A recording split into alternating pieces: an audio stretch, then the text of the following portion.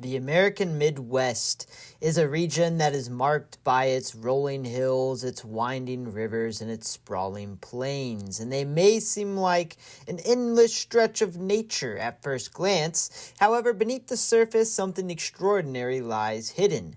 An intricate network of ancient earthworks, ancient mounds, silent witness to a forgotten history that stretches back thousands of years.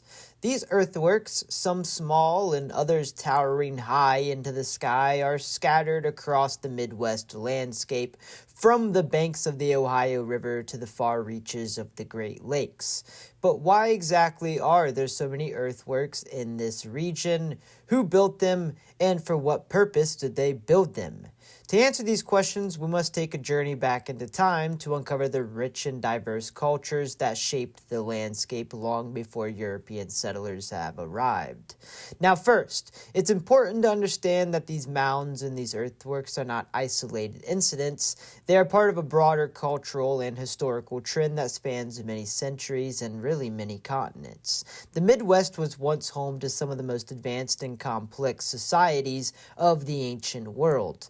These cultures were not just surviving, they were thriving, developing sophisticated agricultural practices, complex social structures, complex religious structures, and of course with that, intricate spiritual beliefs. Now, perhaps the most famous of these mound-building cultures is the Mississippian civilization, or maybe the Hopewell civilization.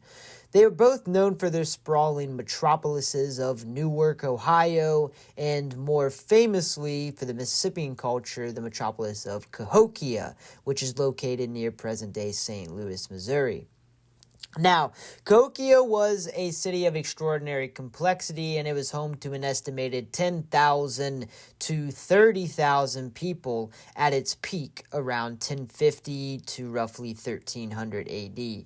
And its centerpiece is Monk's Mound. And Monk's Mound is the largest earthwork known in North America, and it towers over the landscape at a height of nearly 100 feet. And this mound alone is a testament to the extraordinary skill and planning required to build such a monumental structure. And Cahokia was just one piece of this larger cultural phenomena that spanned the entire Midwest. The Mississippians were not the only culture to build mounds in the Midwest, as we were talking about the Hopewell culture before, and before the Hopewell culture, it was the Adena culture.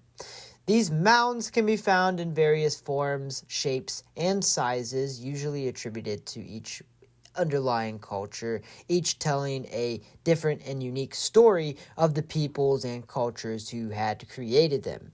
Some of them were burial mounds, some of them were ceremonial or effigy mounds, and some of them were used for more quote-unquote practical purposes, such as a lookout or vantage point, which I guess more or less would be more of a defensive purpose instead of, I guess, a practical purpose, but tomato, tomato.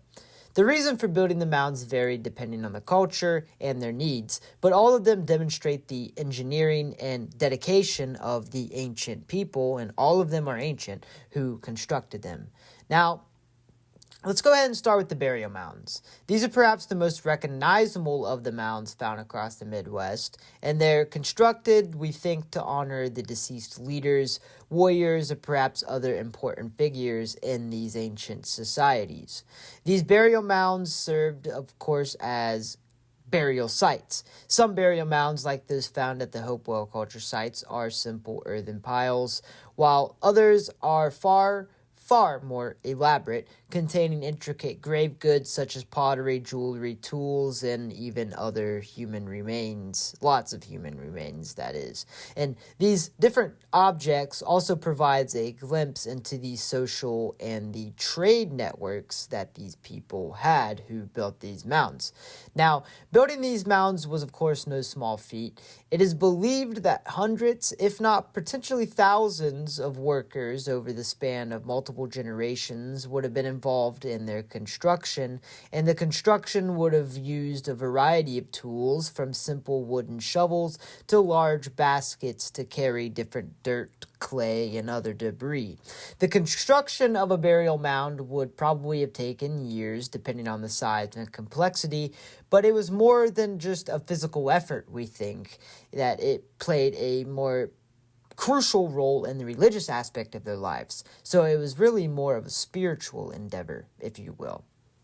Now, the labor that went into building these mounds reflected the reverence that these ancient peoples probably had for the dead, which of course would have been a religious sacrament of some kind. So the mounds were probably seen as some sort of sacred space that connected the living with the spiritual realm.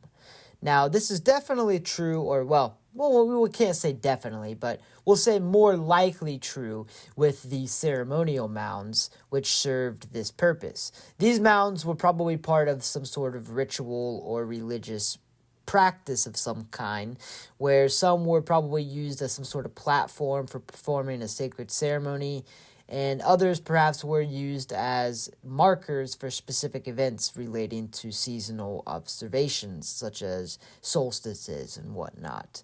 These mounds were often located also near important waterways, which reflects the spiritual significance that these cultures placed on water as a life-giving source.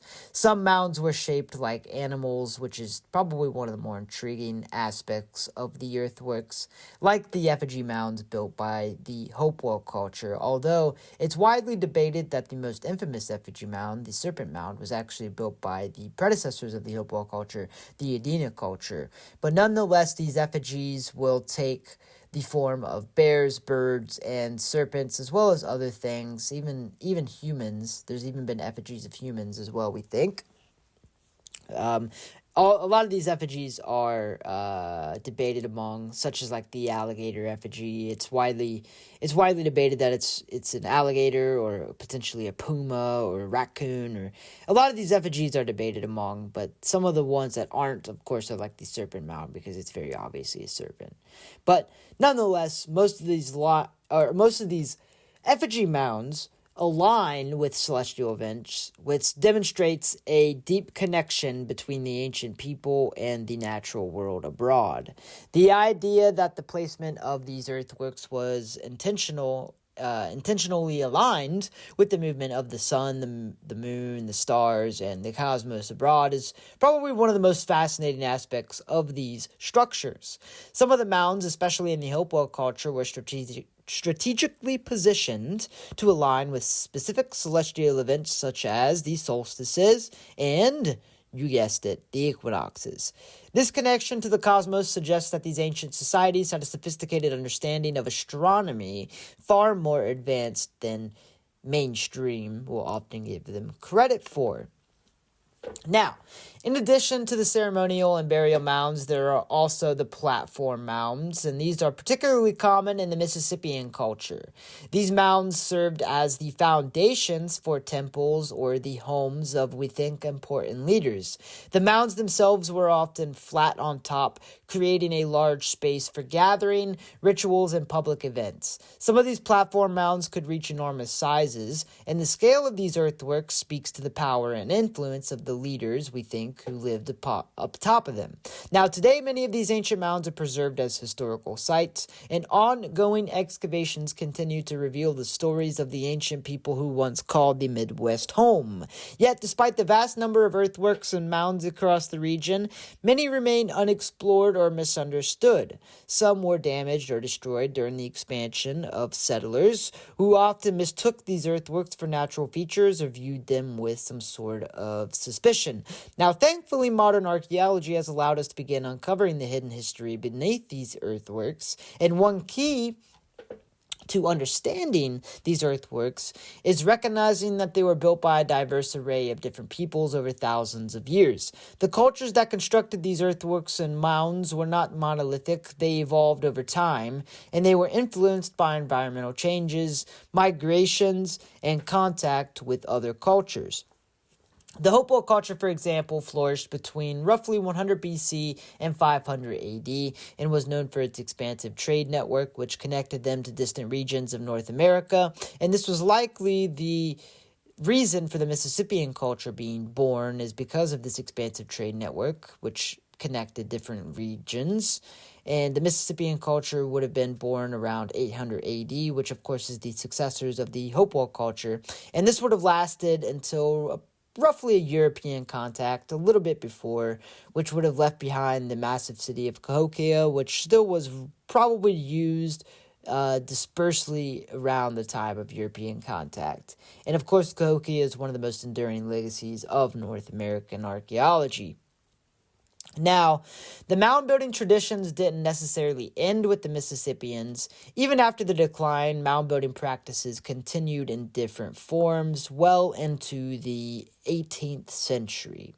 And today, many Native American tribes still hold these mounds in deep reverence. They are not just relics of the past, but symbols of a living connection to their ancestors and cultural heritage. And for these communities, the mounds represent more than just an ancient history. They embody the resilience and endurance of indigenous peoples who have maintained their cultural traditions despite centuries of upheaval and really displacement. So why are there so many mounds in the Midwest? The answer is as complex and diverse as the cultures that created them. They are monuments to the engineering, ingenuity, spirituality, and resilience of the ancient peoples who once called this place home. The mounds of the Midwest are not just remnants of a forgotten past. They are symbols of a rich living history, one that continues to shape the identity of the land and its people today.